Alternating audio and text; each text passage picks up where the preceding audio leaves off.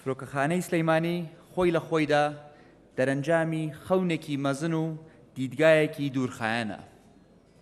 کە باسی بنیادنانی فرۆکەخانەی سلەیمانی دەکرا، زۆر کەس هەبوون باوەڕیان نەدەکرد ڕۆژێک لە ڕۆژان سلەیمانی ببێ بە خاوەنی فرۆکەخانەیەک.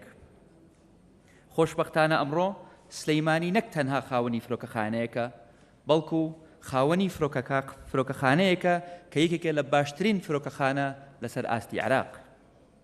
بێگومان فرۆکەخانە تەنها دەروازەیەک نییە بۆ هاتوچۆ، بەڵکو بەشێکە لە ژێرخانی ئەساسی وڵات، یەکێکە لە پێویستیەکانی ئابووریەکی بەهێز، دەرفەتێکی گەورەیە بۆ دۆزینەوەی هەلی کار.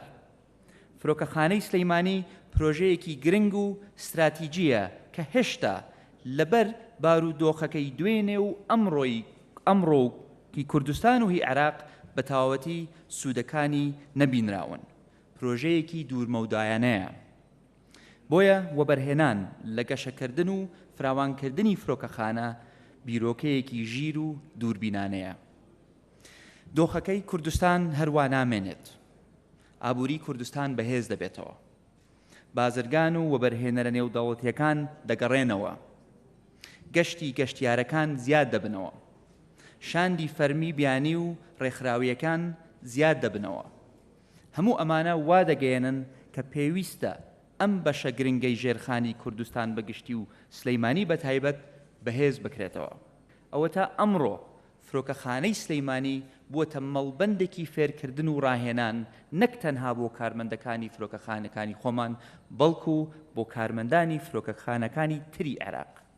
ئەمە جێگەی خۆشحاڵیمانە و جێگەی بەرزنرخاندنە. داوا لە کارمەندانی فرۆکەخانە دەکەم بەردەوام بن لەسەر بەرزیکردنی کوردستان و سلەیمانی و زۆر بە جددی ڕوبەڕووی کاری نایاسایی و قاچاقچەتی ببنەوە. زۆر وریابن لە دیاردەی بازرگانیکردن بە مرۆڤ. زۆر وریابن لە بەکارهێنانی فرۆکەخانەکەمان بۆ داخڵکردنی مادەی هۆشبەر و مەوادی تری قەدەغەکراو.